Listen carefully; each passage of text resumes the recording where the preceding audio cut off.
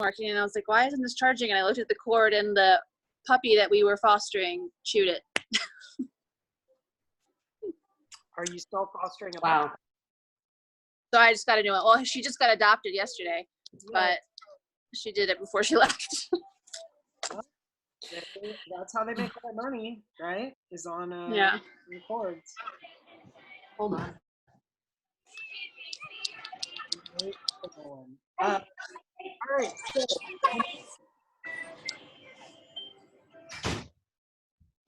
you made it onto coaching. Yeah. So baby steps, right? So you kept an appointment. Yay. And so, Angela, we're gonna talk about time blocking and appointments, scheduling, priorities, things like that. At Megan's request, it was funny. Yeah. I was actually gonna give her crap about not coming to coaching, and then she was going to ask me about how do you time block better about coaching, and I was like, well, how perfect is that? I was gonna give you shit about that, and then you did. Yeah. So that's awesome.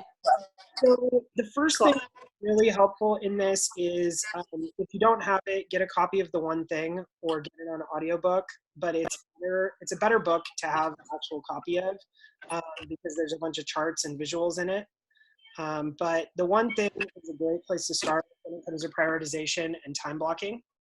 And before we dive into it too much, the most common thing that I see is people will overspend it. So typically people will put too many things in their calendar, and there's a good book also called Getting Things Done. I have it, but I haven't read it. Okay, cool. Megan, I wanted to show you this. You're on Yeah. That's what I need right now. on your phone, right? Yeah. $7 at Walmart. Okay. I'm going to get it. It's by Vivitar. Cool. You know how those old school cameras were Vivitar? Anyway, I use this if I have to get on a Zoom meeting on my phone. Well, Oh, perfect. that's good because Megan wants to work on her video skills too. Sweet. And the cool thing about videos is, number one is like, if a picture is worth 1,000 words, a video is worth millions. And videos, if you do it right, they can live forever. And so you can create content that pays you more than once. So you don't have to get your hair and makeup done more than once to create one video that's relevant, that will last forever, about different types of content. So, cool. Well, so back to what I was saying. So The One Thing is a really great book. People tend to over time block, and they put things on their calendar that are not actually calendar events. So the only things that should be on your calendar are things that are 100% going to happen at Okay. a reminder, like let's do something or whatever, and it may happen at that time or it may not or whatever. Usually the problem is people can't trust their calendar.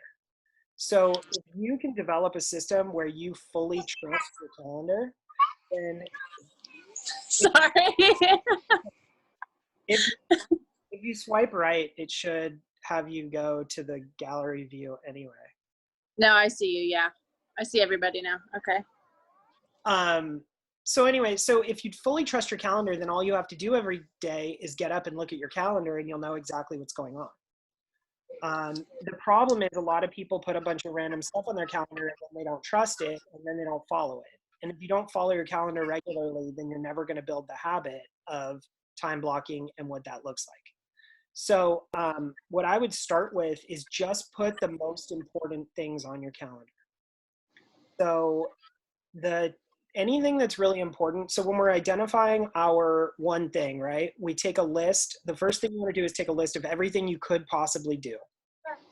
And then you want to narrow it down to the top 20% of the things that you should do, which are going to have the biggest impact. So I could, take my kid to the park. I could read a book. I could call some clients. I could get on a webinar. Like there's a million things that I could do any given day.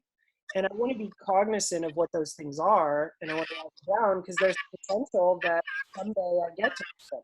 Like one of these days I might read that book. But then I'm going to look at that list of everything that I could be doing, and I'm going to select the things that are most likely to get me quickly. And one of the hacks that I came up with myself, I didn't get this from anybody, but I create a list when I'm trying to focus or prioritize, and I create 3 categories. I create one at the top that is titled, "What will get me paid today?" I title one in the middle of "What will get me paid tomorrow?" And that's not like tomorrow, that's like short term. And then the one at the bottom is "What will get me paid long term?" So things that go in "What will get me paid today" are like current escrows. So if I have an inspection I need to go to, if I have documents I need to follow up on, if I have a signature that needs to get done, like whatever might be going on that's relevant to my current pipeline that needs to get closed, I want to make sure that gets handled, right? Because I want the checks to come in and I want to have money to operate and keep things moving forward. The next batch of things is, what'll get me paid tomorrow? So what listings do I have that I need to get under contract? What deals do I have in my pipeline that I need to get signed up?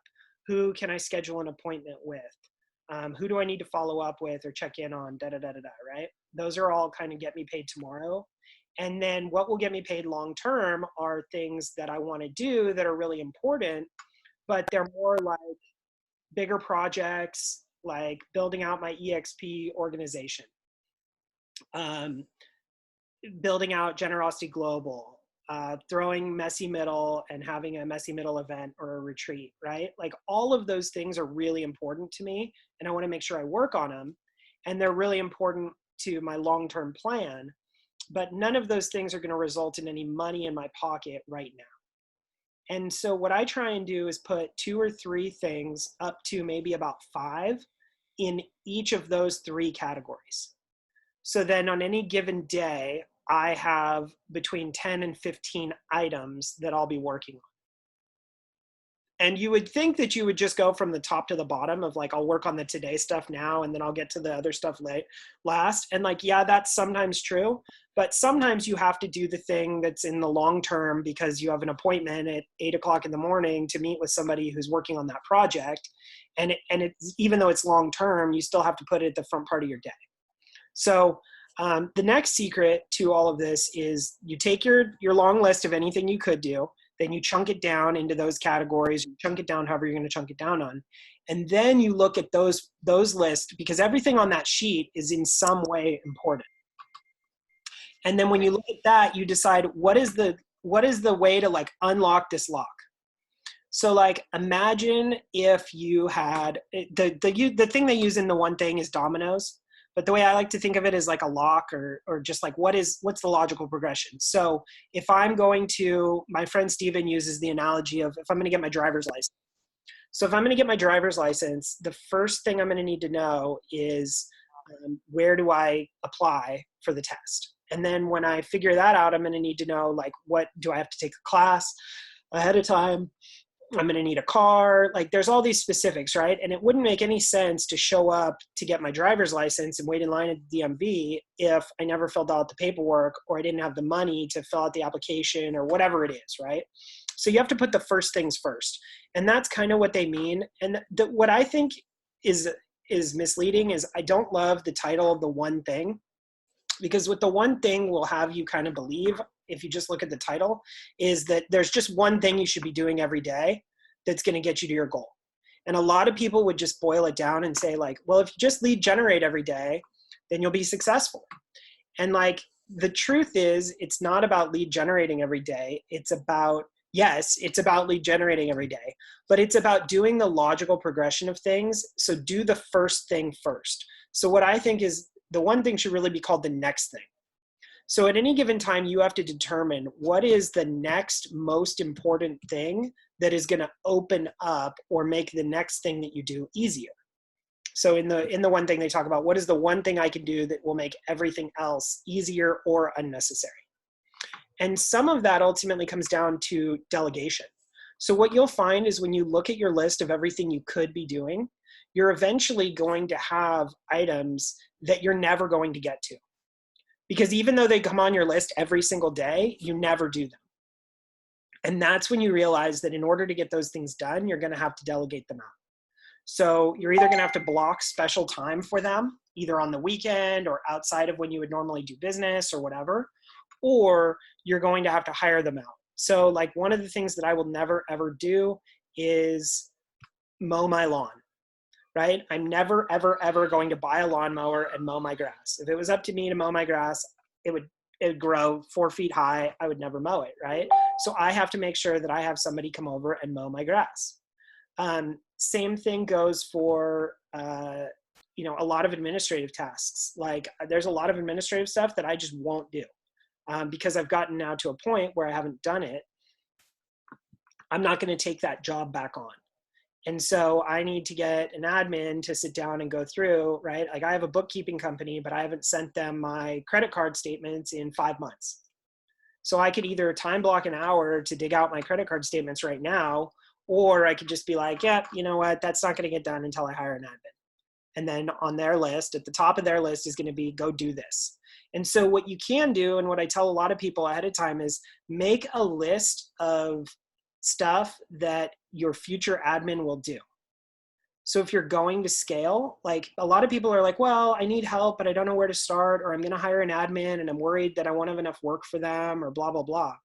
But if you have like a running list of things that you're not getting to, or things that you don't enjoy doing, or things that don't pay you a good amount of money, etc., those are a great thing to stash on your admin list of like a wish list of what a future admin might do for you. And then it comes down to your stuff. And so when should you time block things that are important to you? Angela or Megan? I would get them done first, right? You time block the most important things first. And so what usually people will say is do them early in the morning.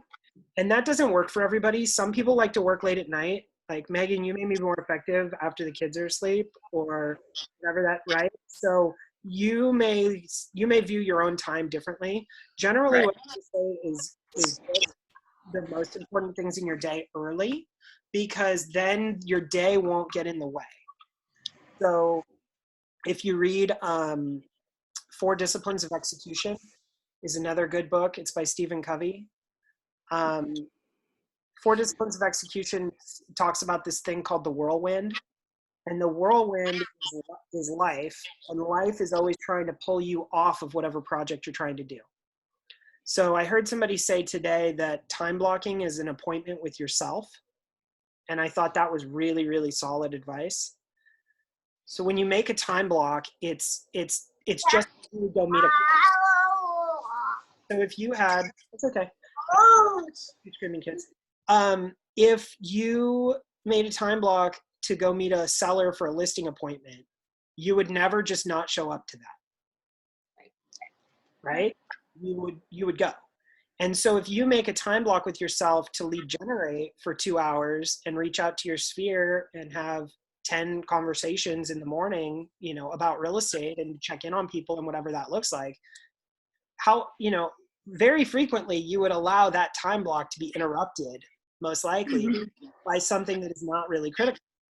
Oh, I gotta go do this, or oh gosh, I forgot to go get the dry cleaning, or oh my gosh, the house is so messy, I gotta pick up all these Legos, or whatever it is, right?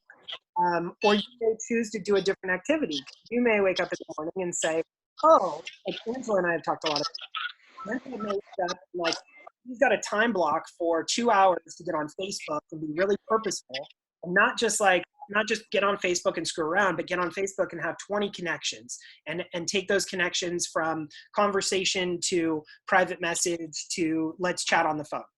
And even though that's an important time block for her, she may wake up and be like, oh my gosh, I got an email from this lead, and now I need to talk to them. And, oh, I have a deal in escrow. I need to process paperwork. And they had some questions about the home inspection and blah, blah, blah, blah, blah. So what we'll do a lot of times is we'll trick ourselves into believing that we're doing something that's more important than what the time block actually was. But the truth is, even if, so like a lot of people are like, oh, well, I got to make sure I check my emails first thing in the morning. Like, absolutely do not do that. Like, the worst way to start your day with your mindset is to hop into your email. I honestly won't even look at my email. Like, sometimes I go like days without looking at my email. Because if somebody really one really good thing that I heard that stuck with me that I love, and you should keep this in mind, is an email is an item on someone else's to-do list.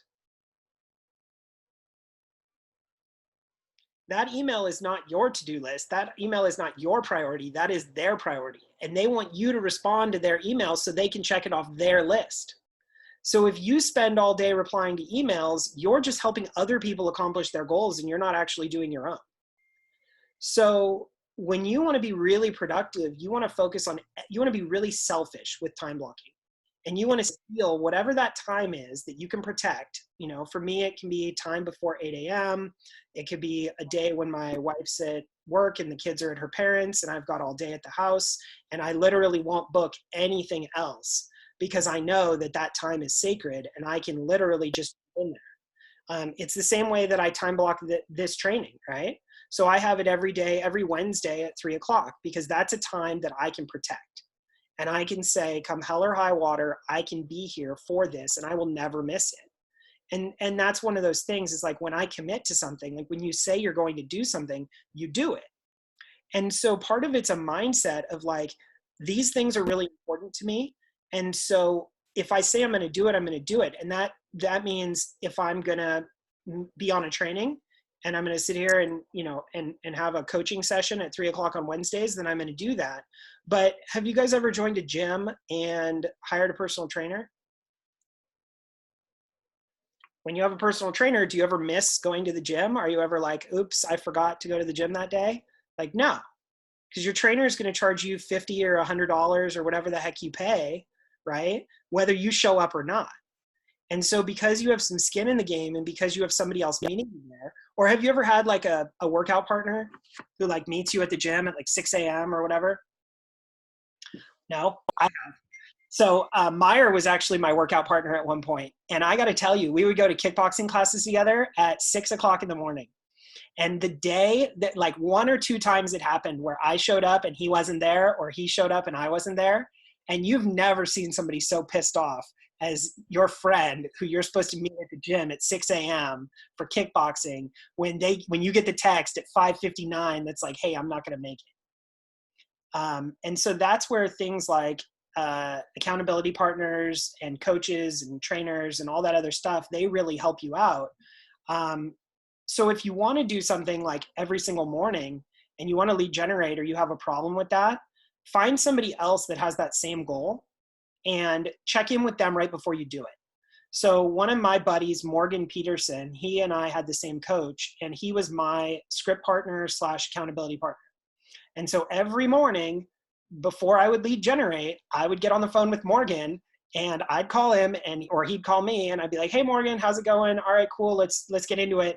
And he would give me his script and I would be his script partner. And then I would give him my script and he would be my script partner. And then we'd hang up and we'd get right to it. And so on any given day that one of us didn't answer the phone, like we knew something was going on and something was wrong there. Because, you know, Morgan, like I've never listed a for sale by owner in my entire life, but I know the for sale by owner script like the back of my hand because I did it with him every single day because that's what he prospected. So tying habits together, it's called stacking habits. That's a really effective tool. So what a lot of people will do is I will lead generate. So Megan, do you drink coffee? You have to drink coffee. Yes, you can nod. Yes, you drink coffee. Angela? Multiple cups a day. Yes, multiple cups of coffee per day. Right. So me too. I like it too. Okay. So whatever it is, but like you can tie your morning time block to your coffee.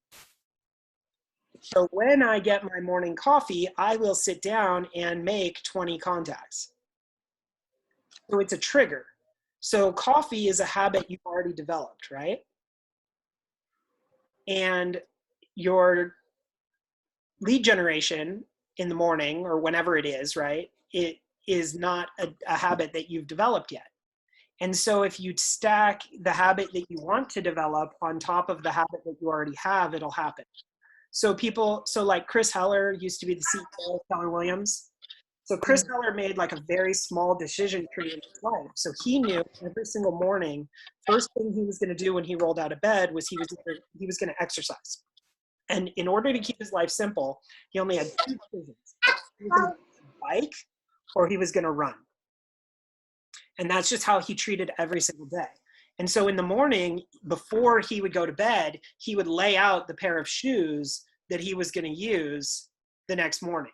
So next to his bed, he would either have his biking shoes or his running shoes. So that that decision was already made for him. Because what we find about willpower is the more decisions you make, the lower your willpower will get because you get tired.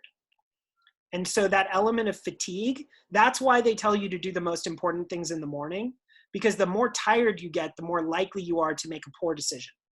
So if you're trying to work on your health and you go through your diet, the time you're most likely to cheat is either when you're really stressed out or when you're really tired at the end of the day. Nobody wakes up when they're like trying to watch their health, right? And nobody wakes up at like 8 a.m. and they're like, all right, time for a cheat meal. Like, let me go grab some ice cream. And like, I mean, unless you're having like a catastrophically bad morning, like nobody wakes up and does that.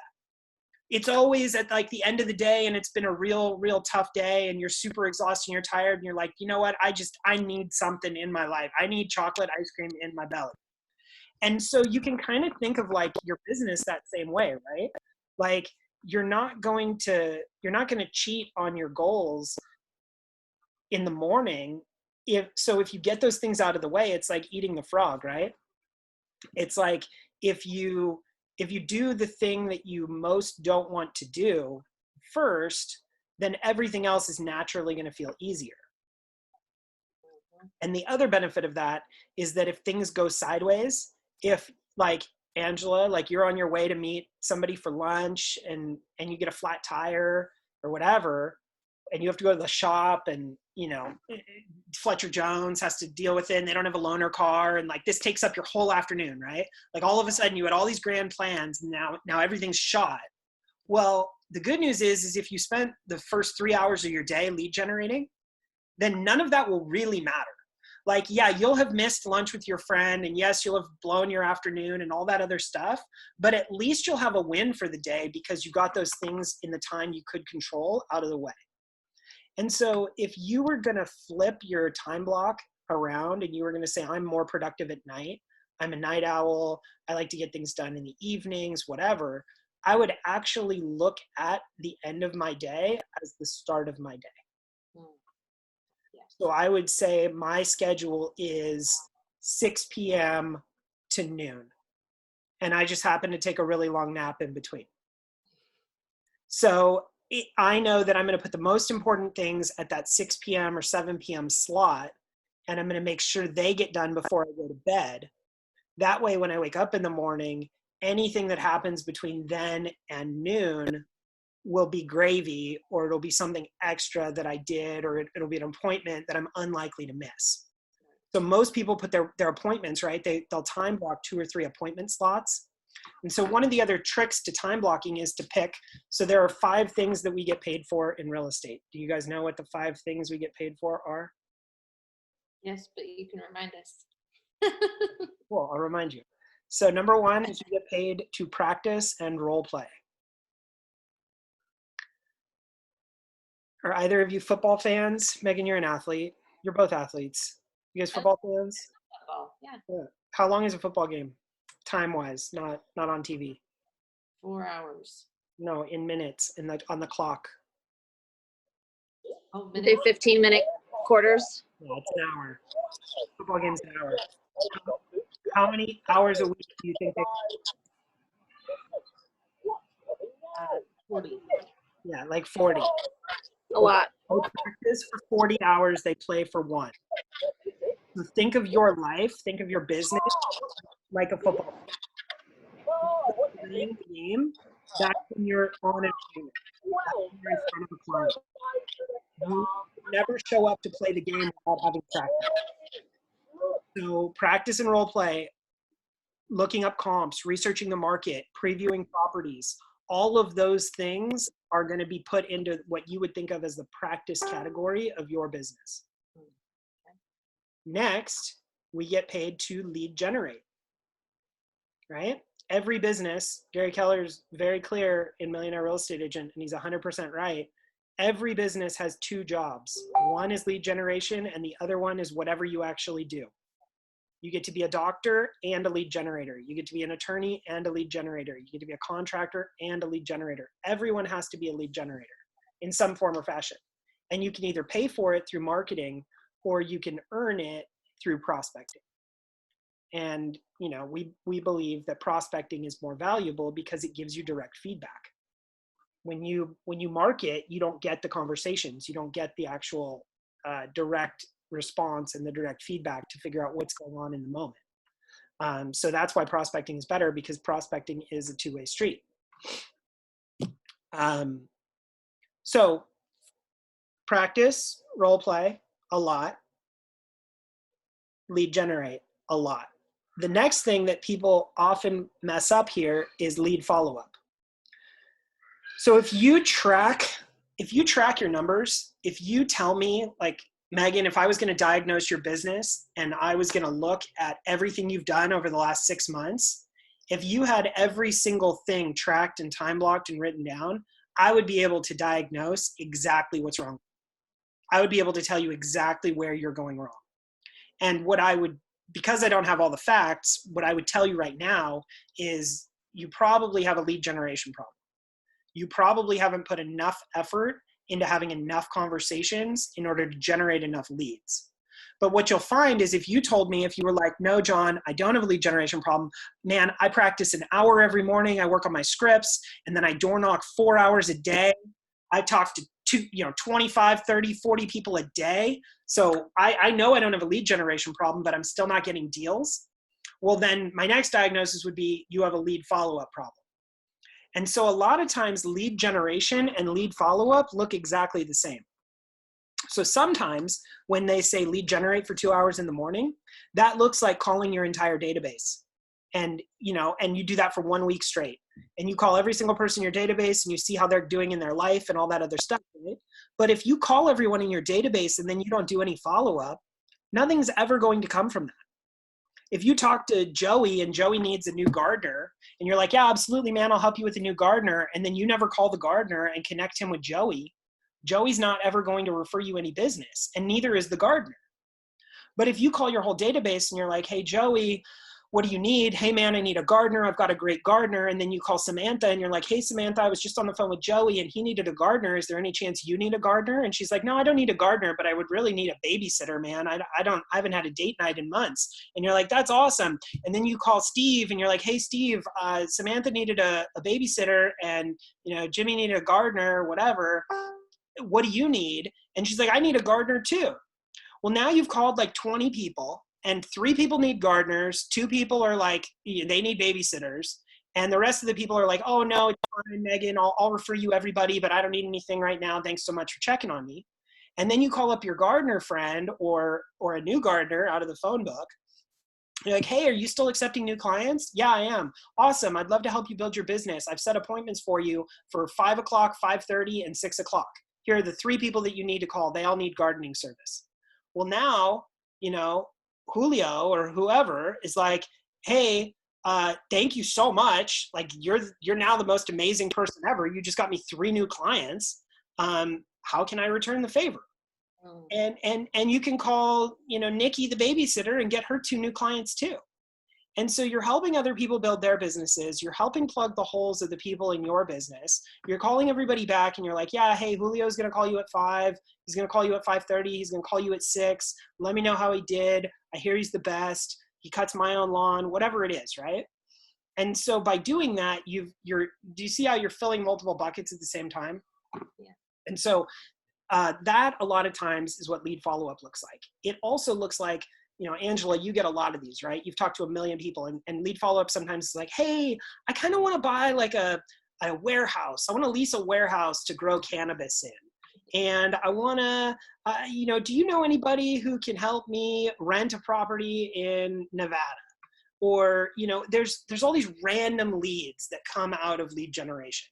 And they're not all, hey, I want to buy $1 million house in Costa Mesa, right? Like, of course, when I lead generate, like, I'm just hoping that I get on the phone call with somebody who's like, hey, I'm so glad you called. I want to sell my house today. And I'm like, oh my gosh, that's amazing. And that's what you're looking for. You want those come list me's. You want those like, hey, I'm so glad you called. Like 98% of people in the world believe in angels. And so why I say that is because if you knock on somebody's door on the day that after they talk to their wife about selling their house and you knock, they're going to be like, oh my God, you were sent from heaven. You are a real estate angel. This is so crazy. Just last night, I was talking to my husband about selling our house, and then here you are talking to me about real estate. It must be, right? We are meaning-making machines. Right? Human beings are meaning-making machines. That's how our brains function. And so because of that, we want to connect the dots. We want to paint a picture. We want to tell a story. And so a lot of it is just being in the right place at the right time. But the way you do that is through consistency and through quality is in the quantity, right? You want high quality, but you also want to be in front of enough people. But the downside to being in front of a lot of people is you get a lot of random stuff of like, hey, do you know anybody who can help me rent a place in Nevada? You have to follow through on that stuff. When they have a need that is not going to pay you, but it's important to them, you have to fulfill that need, because that's the only way that they are ultimately going to associate you with the other thing, which is the, hey, come list my house. Right. And so you're in the business of solving people's problems, whether they directly pay you or not. And if you don't follow up on those things that you told them that you were going to help them with, then they're never going to trust that you're going to follow up on the details that matter when it comes time to sell their house. Right. So what I will usually do is if I know I'm going to be making a lot of leads or doing a lot of engagement or communication or problem solving or whatever, I'll also time block time the next day or later that day or whenever it is to actually do the follow through on the things that I said I was going to do. So a lot of people, it's like when you're making your calls, you're like, hey, blah, blah, blah. And they're like, hey, I want you to come list my house, or I want to talk to you about listing. A lot of top performers will say, that's amazing. I've got time at 2:00 today. Can I call you back? Right. What a lot of times people will do is they'll just take that call right there. So they're on their third person. And then the third contact is like, I want to talk about listing. And they're like, great, I'll be right over. And they hang up and they rush down there. Or if you've ever done internet leads, what a lot of times people will do is they'll get an internet lead and they'll be like, hey, I want to see this house. And they'll be like, okay, I'll be right there. I'll meet you there in 30 minutes. Well, the problem with that is, number one, it wasn't on your schedule for right now. Number two, you haven't pre-qualified this person. You've provided no value. You haven't seen if this is even an appropriate property for them. It's incredibly dangerous to go meet a stranger at a property at a moment's notice. Nobody would ever do that, ever, in any other profession. But here we are with so little self-respect for ourselves that we would just go get in a car and drive over there 30 minutes out of our way and open a door on a dark street at 7:00 at night with a guy we've never met before, right? Like, only in real estate would that ever happen. So you really need to think about protecting your time and respecting yourself enough to say, hey, I would love to show you that property, but here's how we work. First, have you gotten pre-approved? I'd love for you to talk to a lender. Second, wouldn't it make more sense that we go see 3 properties so you can choose which one you like the best rather than just going to see one? Because if we're going to drive all the way out there, we might as well go see 2 others, even if they're not a fit for you. It'll only help reinforce your decision that this was the right property. So when you start to think of it like that and you have more respect for your time blocks, now when would you slot them, right? So the logical progression, so you have practice, you have lead generation, you have lead follow-up, and then the next thing we get paid for, item number 4, is going on appointments. And so what you want to time block for is you want to time block appointments. So top performers will time block 2 or 3 appointments every afternoon, because they know if they go on 2 or 3 appointments every single day, they'll hit their goals. 1 will flake or reschedule. 1 will move forward and want to do business with you, and 1 will not want to do business with you. That's roughly how it works. So you're going to have one successful appointment per day if you block 3. And then you're going to look at me and be like, well, I don't need 3 time blocks, John. I don't even have 1 appointment. Why would I block 3? Because you want to protect the time for where you're going to be when you're successful, not for where you are today. And when you put 3 appointment blocks on your schedule, you won't go and fill it with other crap. And then because you're supposed to be on an appointment during that time, you can very easily take that same time and say, well, I didn't have an appointment, so I'm going to double down on lead generation. This is the time I should be in my appointment. So now I've got an extra hour of lead generation today because hopefully tomorrow I'll be on an appointment. And if you just lead generate enough, eventually you will be on appointments. Right. The only way you can lead generate for 4 or 5 or 6 hours a day and not get appointments out of it is if you have a conversion problem. And that's where we will talk, because you'll say, dude, I'm banging my head against the wall. I've been lead generating. I time blocked, like you said. I've been doing extra in the afternoons when I'm supposed to be on appointments.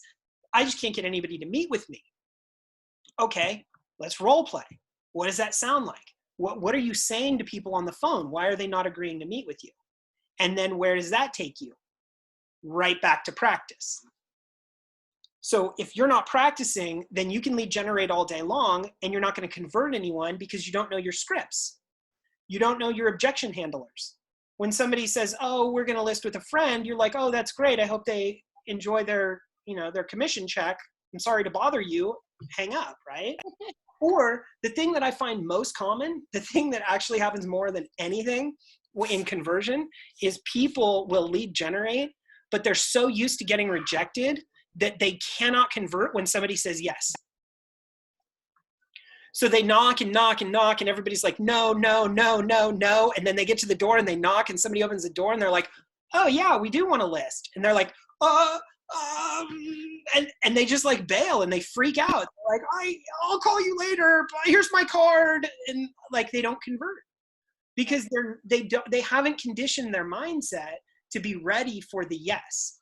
And so that's why practice is such an important part of the process, because if you practice the yes, right? So what we teach is every time you're scripting with somebody, be difficult, right? Be challenging, but always give them the appointment.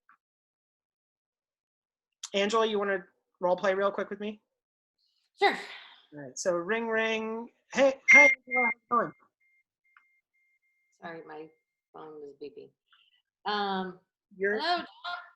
Hey, Angela, how's it going? Just wanted to follow up with you. I know we talked like 2-3 months ago, and you had mentioned you were maybe going to sell your house this year after your daughter graduates. Check my calendar. It's June. Pretty sure right now is kind of graduation time. Wasn't sure. Have you made a decision about listing your house yet? You know what? I actually went with a different realtor. Whoa, really? That's unfortunate. I was kind of hoping that we could get together. Have you, just real quick, have you signed a contract to actually list with them already? I actually haven't, but I'm meeting with them tomorrow. Oh, you're meeting with them tomorrow. That's fantastic. You know, that's exactly why we should meet immediately. I've actually got a little bit of time later this afternoon. I'm going to be in your area. Would it be okay if I pop by at like 4:30, or would 5:30 be better? I think 5:30 would be better. Awesome. I'll see you at 5:30. You're done. Click. Right? And you could have tortured me all day long. So let's go back. Don't give me the appointment. So hey, Angela, is it okay? Can I be 4:30 or would 5:30 be better? I'd love to come by this afternoon. You know what? I really feel like a good vibe with this other agent, and I just don't feel like it's a good idea to meet. Sorry. I totally respect that. Having a good vibe with somebody is probably one of the most important things you can have. But because we haven't actually sat down and I haven't gone over exactly what we do differently, there's no way for you to know if you would vibe with me either, right? Sounds like it, but I really feel like I need to go with this other guy. Yeah, I totally respect that. And here's the thing. This is one of the most expensive and critical and important decisions you'll ever make, right?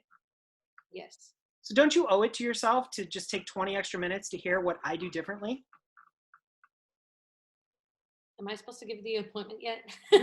Whatever you want. But here's the thing is I will never let you off the hook. Okay. There's nothing, I have practiced so much that there is literally nothing you can say that I don't have a response for. And because I have a response for everything, I'm listening to what you say. I'm not thinking about what I'm going to say. Mhm. Right? Right. Because And if you so- already have the practice down, then you don't have to think about it. And then what you're going to tell me is you're going to be like, well, what do you do differently? And then I'm going to go back to exactly what I said at the beginning, which is that's exactly why we should meet immediately. Should we meet at 4:30 or 5:30? Well, John, 5:30 house. I'm really busy tonight. I can't do it at either time. Okay, so you're meeting with, who are you meeting with again? Oh, I'm meeting with Tom Schwartz. He's the local neighborhood expert. Awesome. What time are you meeting with him? 4 o'clock tomorrow. Great. I'll be there at 3:30. I'll be gone before he gets there. Really? He told me it was going to take an hour and a half. Well, I have a proven system, and so it only takes me about 20 minutes to explain it.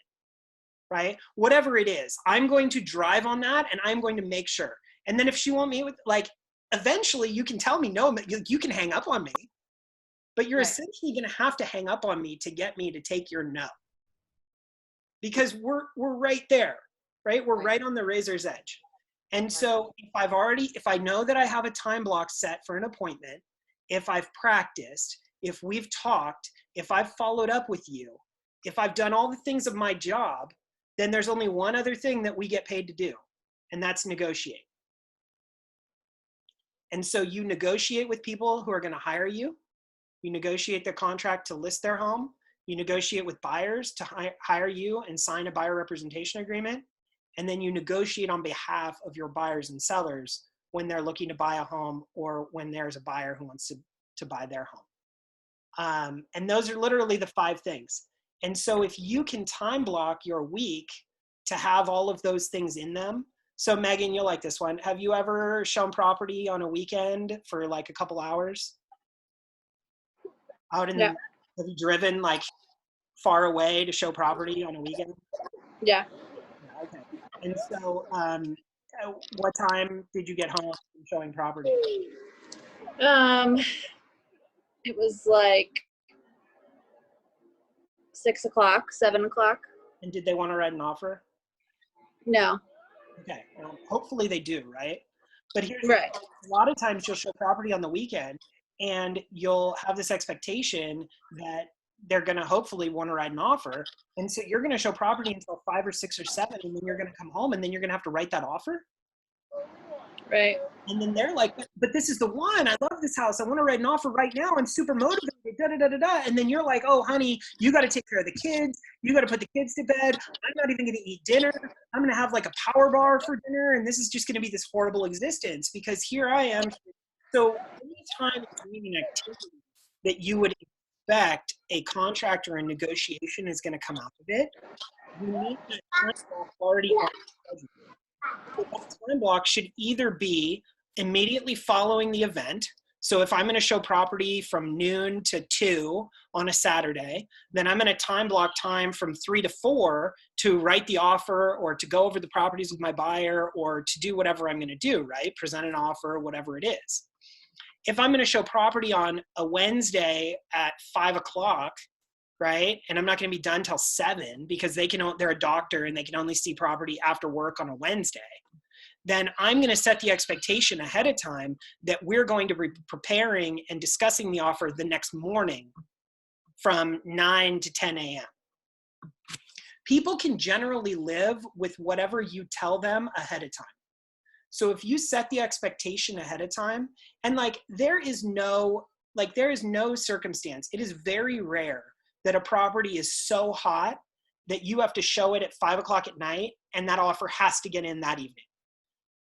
I'm not going to say it doesn't happen. It definitely happens, and it happens in this market. And under no circumstance should you be putting off an offer for a day or two when you know there's a deadline and you have to get the offer in ahead of time. But you also should know ahead of time before you even show the house that it's going to be that competitive. And you should prepare your clients ahead of time and say, hey, this one's going to be really competitive. I think you're probably going to want to make an offer on it. I'm going to go ahead and prepare the offer ahead of time. That way, if you do like it, we'll be able to click submit or sign right there in the property, and we'll have it sent off before we even leave the house, right? And so if you have those expectations and you know that that's how it's going to go, then you can prep that. Conversely, if you find that you have to do something late at night, then you can shift your time blocks around and you can say, okay, tomorrow morning, I'm going to take off and I'm not going to work because I was working late the night before, and I'm going to take all day Wednesday or Wednesday morning or whatever, because I'm in real control of my schedule now. I trust my schedule. I know my schedule. I know that if it's on there, it's important.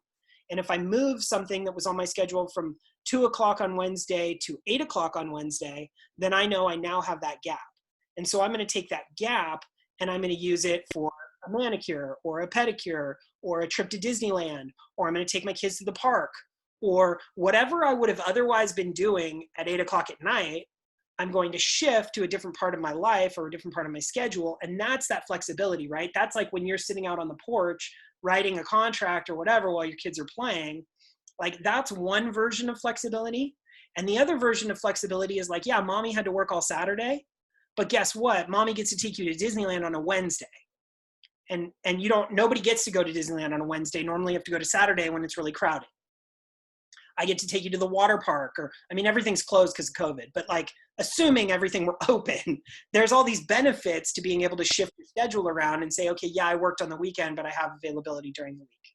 Does that make sense?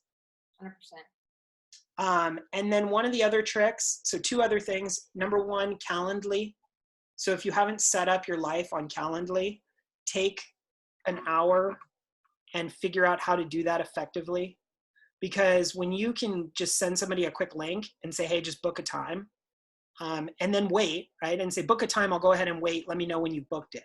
I want to make sure the confirmation comes through. Or go ahead and book a time. It's been giving me problems lately. Do you see enough time slots on there? Is it okay? Okay, great. Did you grab one? Yeah, let me make sure I got the link, right? Do the follow-up to make sure they actually booked on it. But it's a lot more effective to just send somebody a link and say, hey, book time, rather than, oh, hey, when's good for you? Oh, you can do it Tuesday. Oh, I can do it. I can't do it that time on Tuesday. When you have that back and forth, it's not effective. And then the second thing is put gaps in your schedule.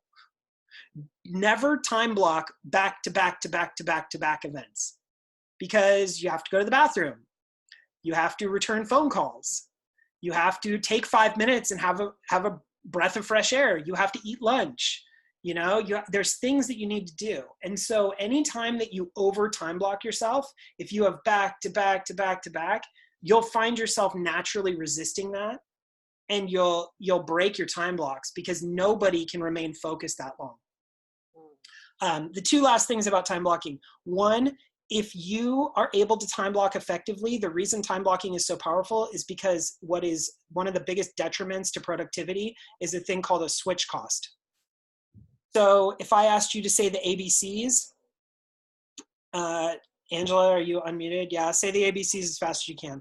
A, B, C, D, E, F, G, H, J, K, L, M, N, O, P, Q, R, X, U, V, W, X, Y, Z. Okay, so it took you less than 5 seconds. Now say the ABCs, but say first letter, last letter, and move towards the middle. Oh shit. A, Z, B, Y. Exactly. B, Or I'll do it with numbers, right? A1, B2, C3. Like, it'll slow you down. Anytime your focus is distracted or put on anything else, if you start working on a project and then, oh, the phone rings, and so let me check Facebook for 5, your productivity will drop through the floor, because your brain is not capable of multitasking. And you cannot go from working on one thing productively to looking at something else and thinking about it for 5 minutes and then coming back to this. You're dropping minutes and minutes, and which stack up to hours and days of your life by switching back and forth between 2 projects. So whatever you're working on, be fully present in that, even if it's just a powerful 15 minutes. Like, I used to keep a call sheet under my seat, like on my seat in my car and with me at all times. And all those people that I needed to call back or get a hold of or try and reach out to or whatever it was, they would just go on my call sheet. And that way, anytime I was driving or anytime I had a spare 15 minutes, but when I got to an appointment early or whatever it was, I could just take 15 quick minutes and bang out 3 phone calls. And so that's how you get more juice, because everybody has the same amount of hours in the day, but not everybody is as purposeful about what they do with that time. And if I didn't have the call sheet to know exactly who I needed to call, I would have had to take the time to be like, okay, well, let me think about it. Who could I call right now? I've got 15 minutes. I know it has to be a quick call. It's got to be to the point. Let me find their number. Where is it? Da, da, da, da, da. Like, but if I know like, hey, I've got to call Joe and Bobby and Steve, and I've got their number right there, then I can easily pull up to the appointment, make sure I'm early, whip out the call sheet, call them real quick. Hey, Steve, I got 5 minutes. Just wanted to get back to you. Thanks so much for submitting that offer. We'll get back to you later today, so on and so forth, right? Helpful? Extraordinarily. Good. Yeah, this was very helpful. Okay, good. So don't overdo it. Time block the most important things. Read those books. But really, the most big attack is put the first things first. Like really just narrow your focus. Don't say yes to everything. Like if you like make it your goal to say no to more shit, so that you can say yes to the most important stuff. And if you can just say yes to the things that you know are going to move the needle forward, that are going to be the most important things, then you'll get a lot farther, because you're going to get distracted. Life's going to get in the way. You're not going to get everything done. Helpful? Very. All right. Yep. One aha. Megan, what's one thing that you learned? I think, well, a lot of this was stuff that I feel like I already knew, because especially from Bold, when I did Bold last year. But it was a good refresher, because I think that I just forget what I need to do. And so the consistency is the biggest thing for me. And just knowing that, having set things of what I'm going to do, 2 to 3 appointments, leaving that open, and also not saying yes to everything, or, just bowing down to leads that may or may not even turn anything just because I seem desperate or something. I really need to prioritize. So that's huge. Yep. If you don't respect your own schedule and you don't respect your own value, then nobody is going to respect your value. Right. Yep. Angela, aha. My aha is that I realized that I stay up way too late, but I'm also being productive while I'm at night late. Like I'm either doing laundry, I'm putting together what I'm going to do for the next day, whatever. But I correlate it to what you were talking about, the coffee thing, right? I usually drink a Mountain Dew maybe like 11:30 noontime, right? And so then when I do that, I then lead generate, go to appointments virtually, have phone calls with people, and like she was saying about prioritizing and consistency, my big window of being super productive is like 11:30 to 6 with like a break for lunch, right? So for me, I just was on a call for an hour and a half with somebody that he's the one that wants to purchase the warehouse, right? And so we talked about a whole slew of things just because there's so much going on, and he's Black and there's blah, blah, blah, that whole thing that's going on. And I didn't mean to sound insensitive there, but my point is that, we talked about a lot of things, and he's like, it must be so hard being a single mom. Like, that's crazy. Like for the last 10 years, you're not married. You don't have a boyfriend. How can I help you? And that just showed me that I'm adding value to his life. And now all of a sudden he wants to add value to my life that I didn't expect him to say. Right. So that was kind of awesome. And then what else? And it all started with me finding a hair lady online to do my hair during COVID. And now it's her husband, and I'm helping him look for a warehouse. And so we're getting a little bit closer. So there's just a lot of good things. So. Follow up with every lead, and that's the key, and run all those things down. But as you get more leads, you have to have somewhere to put them. So you need a really good system in order to make sure that things don't fall through the cracks, and that you have a time that's already been blocked out to do those follow-ups. Because that's what a lot of people do, is they generate a lot of leads, and then those leads don't go anywhere because they never follow up on them. And the average lead needs to be contacted 13 times to convert. And most people give up after 3 or 4. And so, it's no wonder that people don't ever convert anybody, because they quit way before they would ever actually convert. And so you can't just ask the same question over and over again. Are you ready? Are you ready? Are you ready? Right? This isn't like a middle school dance. You have to have a different angle every time you follow up with people, so that you can be like, hey, is it changed? You say, hey, I have this new housing report that I'd love to send your way. And then you can say, hey, read it. You say, hey, did you know interest rates just went down? You have to have a different talking point every single time. Otherwise, you just sound like a broken record. Right. Just like with my handyman, James Bond, the other day I saw somebody say, oh, does anyone know a really good handyman? And I screenshotted her name, and it was on a Nextdoor thing, because I get those notifications. And so I sent it to him, and that's adding value to his business. And so then, this lead is really, really important to me, right? Because he wants to buy a house. He's from the UK. He's building up his credit. Oh, here's another one.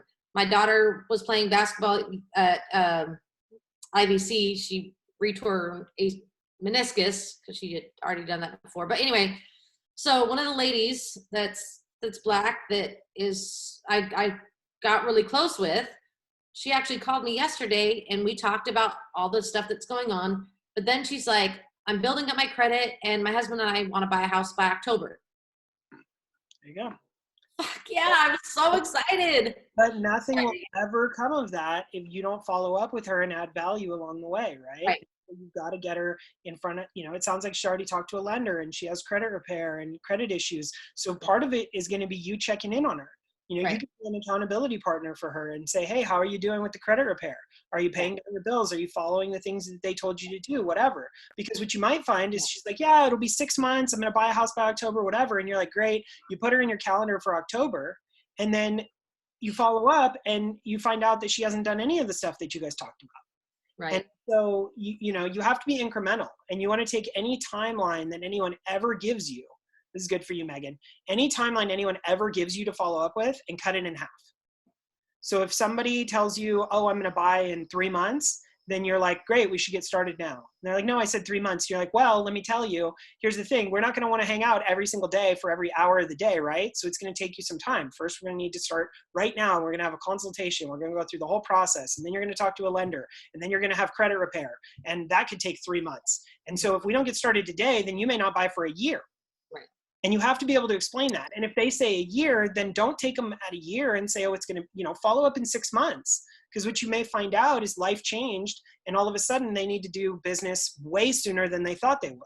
Right. So, yeah. All right, I'll let you ladies go. Thank you for coming. I'm glad you got value out of that.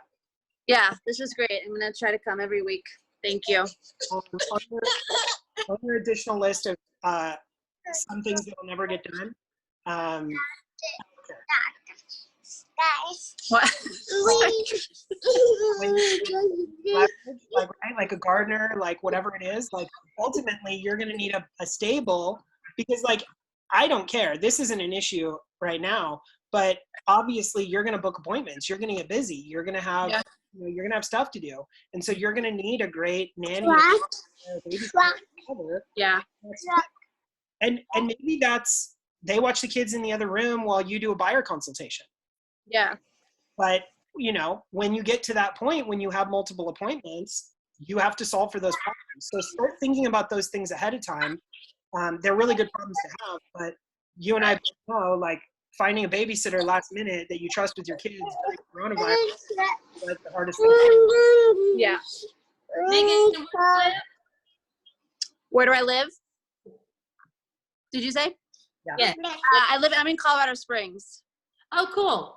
Okay. But I actually used to live in Newport Beach and Aliso Viejo, and then we moved here a few years ago. Okay, cool. Yeah. You what?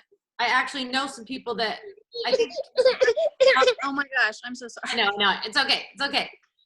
Anyway. Well, I saw that your son is graduating from CDM, and I coached basketball at Newport Harbor for a few years. Oh, wow. So I just know that area a lot. I wish we still lived there, but we don't. Milo. Hey, Milo. Hi, buddy. Hi, buddy. Can you wave? you say hi? Is he about 8 months? He's 18 months. Oh, sorry. No, that's okay. Been a the while. screen Say rate hi. is off. My bad. Yeah, there we go.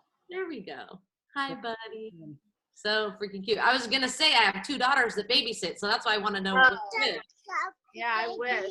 19 and 15. Maybe we'll move to California. Well, also my 2 daughters play basketball. Oh, really? Yeah, they played at CDM. So That is so funny. Yeah, I miss it. I had fun coaching. yeah. Hey, Cool. Josh, sit down for like 25 more minutes. Yeah, sure. Okay. All right. I made it. Bye. Thank you. I'll talk to you guys later. All right, see ya. Okay, sorry. Hi. What else did I want? There was something that was pressing on my mind that I wanted to talk about. Oh, Deanna, remember how I met her at a golf course? Yeah. And we were supposed to meet for drinks, and then she was scared of going to Mesa off 17th Street. It was the day of the protest marching down Costa Mesa. So, and her son is half Black, and we have mixed kids. So we ended up finally going out to drinks, and we had a really great time. And she introduced me to quite a few people, and I met a couple other people, and it was just a really positive experience. Yeah, so that was cool. Great. Oh, and then I met a former mortgage broker, but I gave him my card, and I was like, hey, we live off of referrals, and so I gave him my card, but I haven't heard from him, but I know where he works. So he works at the underground CDM restaurant or whatever, something like that. Okay. So that was cool. Yeah, my son's graduation is tomorrow, and I'm freaking out, but my son, there's just nothing to do. But he's like, I want to go to Mastro's. I'm like, bro, I don't have money for Mastro's. So I told my mom that, and she's like, I'll give you some money so you can take him to Mastro's.